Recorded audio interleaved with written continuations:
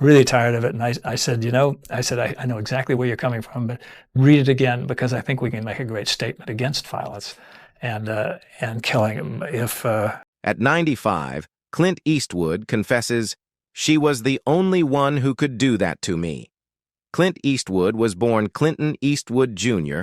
on May 31, 1930, in San Francisco, California. Raised during the Great Depression, Eastwood experienced a modest upbringing that shaped his resilient character and instilled in him a strong work ethic.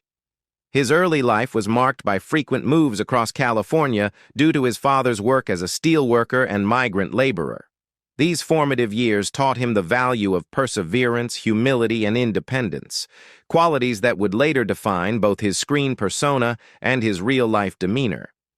Eastwood first gained widespread recognition in the late 1950s when he was cast as Rowdy Yates in the television Western series Rawhide.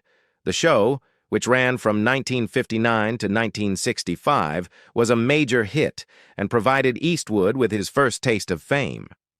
However, it was his leap into international stardom in the mid-1960s that solidified his place in cinematic history.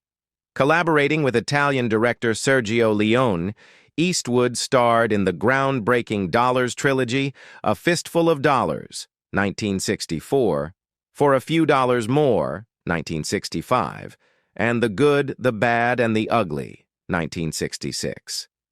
These spaghetti westerns introduced the world to the iconic Man with No Name, a stoic anti-hero whose silent strength and moral ambiguity captivated audiences. Eastwood's portrayal transformed the Western genre, injecting it with a gritty realism that contrasted sharply with the cleaner, more traditional cowboy image of earlier decades. In the 1970s and 1980s, Eastwood continued to evolve, starring in and directing a series of critically acclaimed and commercially successful films.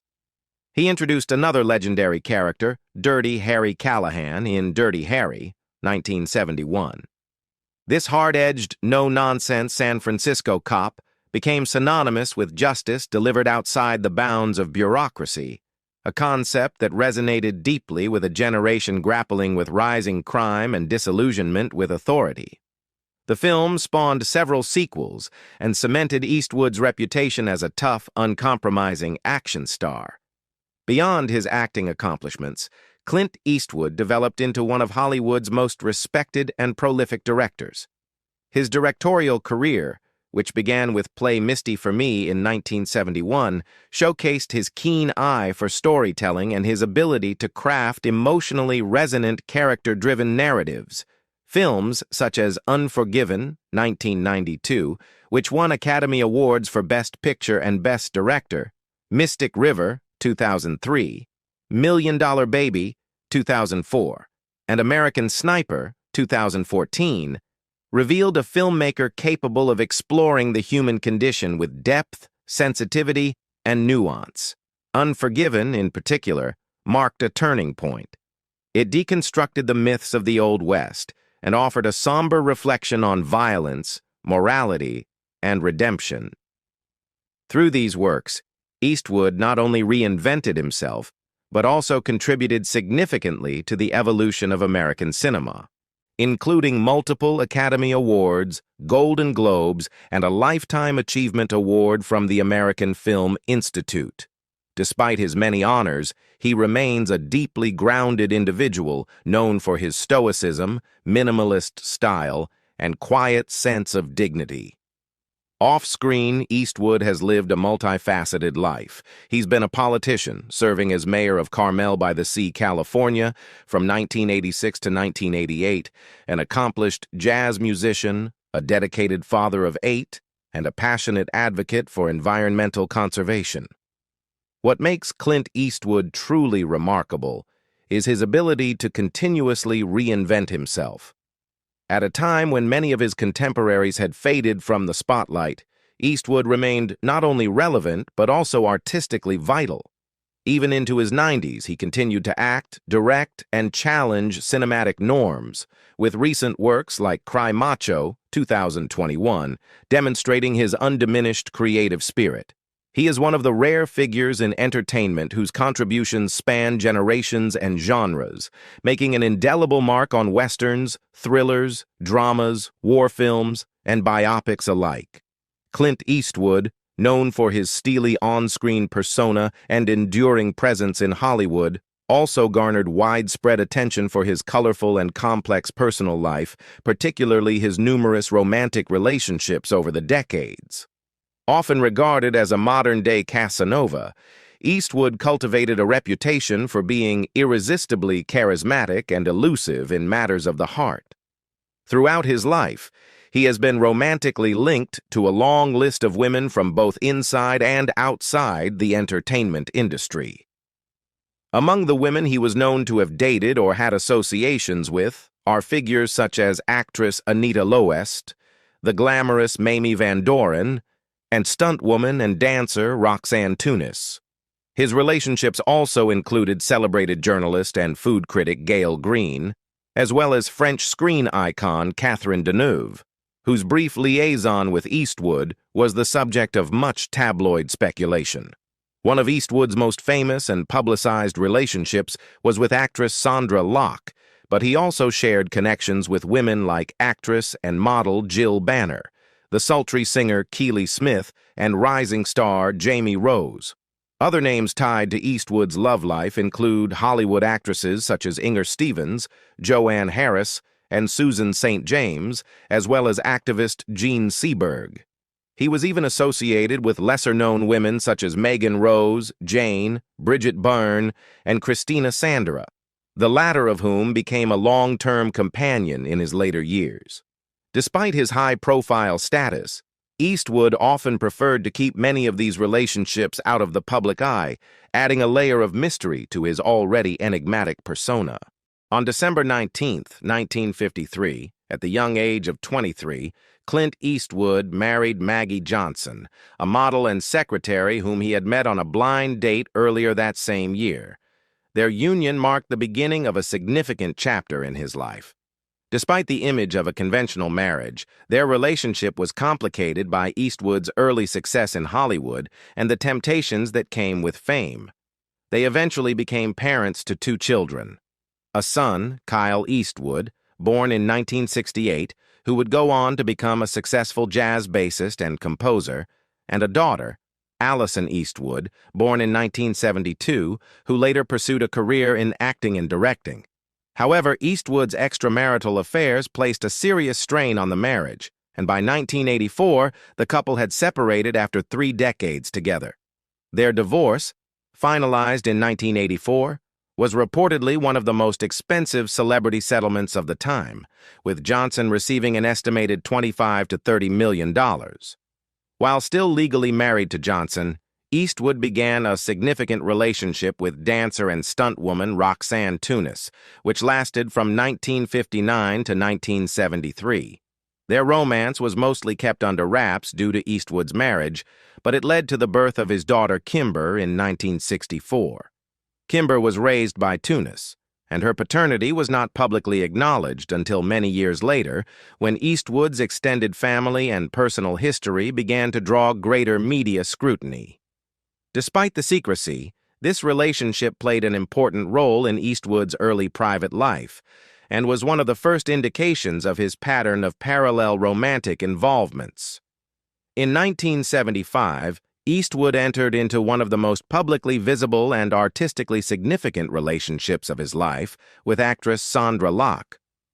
Their partnership extended both off and on the screen, as the couple appeared together in several of Eastwood's most iconic films, including The Outlaw Josie Wales, Every Which Way But Loose, and Sudden Impact. The two lived together for over 14 years, during which Locke became one of Eastwood's most prominent companions. However, despite their close professional and romantic relationship, Eastwood was allegedly involved with other women simultaneously and reportedly fathered at least 3 children during his time with Locke, a fact that later fueled controversy and legal disputes between the two. Their relationship ended bitterly in April 1989, leading to a highly publicized legal battle in which Locke accused Eastwood of deceit and professional sabotage. One of the clandestine relationships Eastwood maintained during his time with Locke was with Jocelyn Reeves, a flight attendant. Their affair, kept secret for many years, resulted in the birth of two children, Scott Eastwood, born in 1986, and Catherine Eastwood, born in 1988. For a long time, Reeves raised both children outside the limelight, and Eastwood's paternity was not widely recognized until Scott began pursuing an acting career of his own in the 2010s. Scott has since become a rising Hollywood star, inheriting his father's rugged charm and following in his footsteps both in style and career. Catherine has also dabbled in acting and writing, though she has remained more low-key than her brother. Following his breakup with Sandra Locke, Eastwood's next significant relationship was with actress Frances Fisher, best known for her roles in film and television, including Titanic and Unforgiven. Their relationship began in the early 1990s and lasted several years. In 1993, they welcomed a daughter, Francesca Eastwood, who would later become a television personality, actress, and model. Like many of his previous relationships, Eastwood's partnership with Fisher eventually ended, though they have remained cordial and cooperative in raising their daughter. Clint Eastwood married for the second time much later in life. On March 31, 1996, he wed Dina Ruiz, a former television news anchor. Their marriage was more conventional and public than many of Eastwood's previous relationships, and Dina often accompanied him to premieres and public events. The couple had one daughter together, Morgan Eastwood, born in 1996, who occasionally appeared in the media spotlight during her youth. However, despite their seemingly stable marriage, the couple began to drift apart, and in August 2013, Dina confirmed that she and Eastwood were living separately.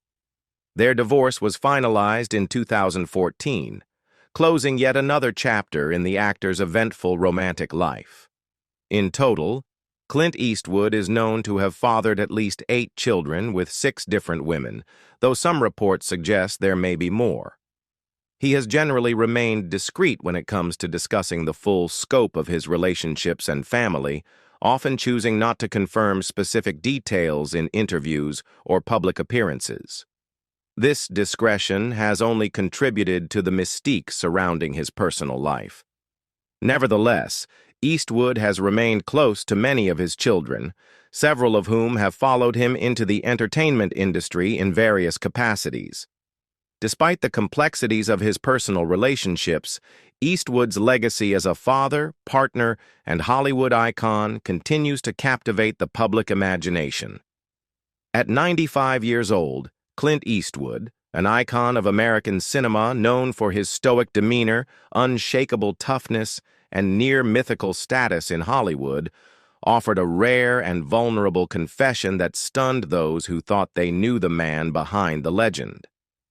In a quiet moment of reflection, the weathered actor and director, whose life had been filled with fame, fortune, and a long list of romantic entanglements, said just 9 haunting words. "She was the only one who could do that to me." He was speaking, of course, about Sandra Locke, the woman whose presence in his life had left a scar so deep and lasting that even 9 decades of living couldn't quite heal it. The words weren't said with bitterness, but with a deep, almost spiritual ache, as though he were revisiting a chapter of his life he had never truly closed. Sandra Locke was more than just a co-star in films like The Outlaw Josie Wales, The Gauntlet, and Bronco Billy. She was Eastwood's muse, his equal, and perhaps the only woman who ever truly challenged him on both an artistic and emotional level. They met in 1975, and from the moment their eyes locked on the set of The Outlaw Josie Wales, something shifted in Eastwood. He was no longer just the steel-eyed gunslinger or the grizzled anti-hero. Around her, he was human, exposed, almost tender. Their relationship, which spanned over 13 tumultuous years, was defined by intense passion, artistic collaboration, emotional turbulence, and ultimately a painful and very public unraveling. And yet, despite everything, the lawsuits, the betrayals, the silence, Locke had left an indelible mark on him that neither time nor success could erase. When Eastwood uttered the words, "I couldn't walk after," it was not merely a turn of phrase or a figure of speech. He wasn't referring to a physical injury, but rather to the emotional paralysis that followed the end of their relationship. In a life filled with motion, film sets, political interviews, award stages, directors' chairs, Locke's departure had stopped him in his tracks. He described the breakup as a kind of collapse, an emotional shutdown that left him disoriented and hollow. "She broke something in me," he once admitted to a close confidant, "and I never figured out how to fix it." In a man who had survived the grueling pressures of Hollywood for over 6 decades, fought in war, directed Oscar-winning films, and commanded respect with the force of his presence, it was staggering to imagine that he had once been brought so low, not by an enemy, but by a woman he loved. Clint Eastwood, who had always maintained control in his life, on and off screen, seemed to surrender that power, however briefly, in Sondra Locke's orbit. She was a brilliant, sharp-tongued actress with a strong will and a razor-sharp mind. Unlike many of the women he had dated before or after, Locke wasn't content to stand in his shadow. She demanded to be seen and heard, and she saw through the myth of Clint Eastwood to the vulnerable man beneath. And that, perhaps, is what made her so dangerous to him. She made him feel things he didn't want to feel. She made him question his own instincts. She made him hesitate. Years later, as he sits alone in his Carmel estate, surrounded by awards, scripts, and portraits of a lifetime spent in the spotlight, Eastwood's thoughts often drift back to Sondra. Not the scandal, not the lawsuits, not even the films, but the quiet, stolen moments between takes. The way she looked at him when no one else was around, the way they laughed, the way she could silence him with a single look or draw something raw and real out of him when the camera wasn't rolling.